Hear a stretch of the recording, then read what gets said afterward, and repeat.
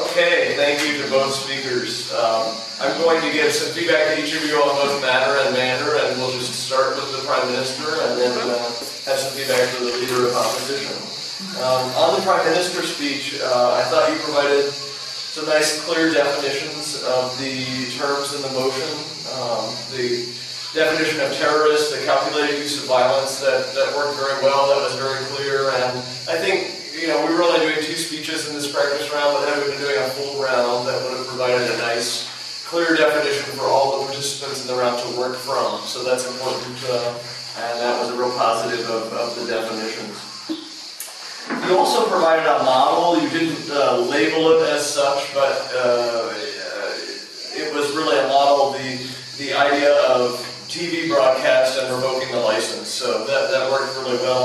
I don't think you don't necessarily need to say the word model as long as it comes after the definitions. You just need to say this is what the government proposes to do today, and you did that, and that's fine. That worked well. The one thing that didn't come out as clearly at the top of the case as it could have, we got the definitions and the model, but I wanted to know what the team line was. What does the model achieve? So if we do the broadcast, we're doing it in the interest of what value?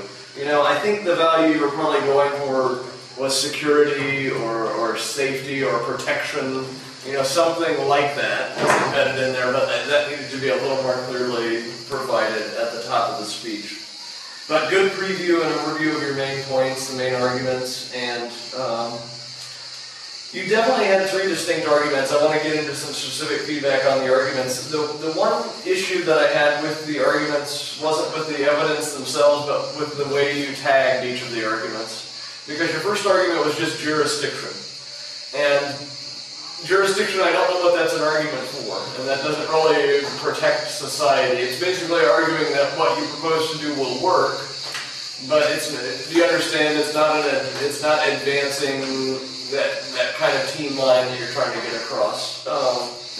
It's just saying it's possible to do this, and I don't think in British parliamentary debate you need to make those kind of arguments. You need to say this is what we're going to propose to do, and instead of getting into arguments about whether or not it will or will not work, debate the merits of it. So I think that jurisdiction point, while it was clear in the way you presented it, it didn't really, in a VP round, it really wouldn't have gained you any points in terms of advancing the government case.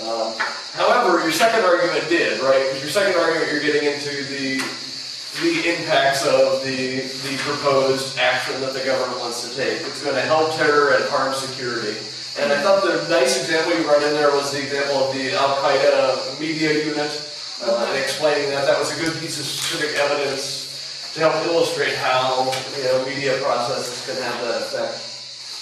And your third argument also would have flowed in nicely to a team line of protection or security, because you were talking about American citizens abroad. You labeled that argument American citizens abroad, though. And again, this was an issue of how you tagged the argument. What you want to do with the tags of the arguments is really tag them in such a way that we know what you want to say about American citizens abroad. So all you needed to add to it was, the government plan will protect American citizens abroad. Then it becomes a short summary of your entire argument. So I think that just adding that word protect would have made the label of the argument stronger. The idea of protecting was definitely embedded in the argument itself as you developed it. But again, since you're giving a preview and review of your arguments, every time you can repeat protect, that's to your team's advantage. You're again illustrating, what the government approach is going to accomplish. One other comment just overall, if you were doing this topic in an international tournament, obviously your plan's very U.S.-centric, so I would encourage you to think about the judges and the other participants in the round when formulating your plan if you're the first government team, and you might not want to go as heavily U.S.-centric if you have a wide variety of nationalities represented among your judging panel or among the other participants in the round, just to keep it more debatable and understandable for everybody in the round.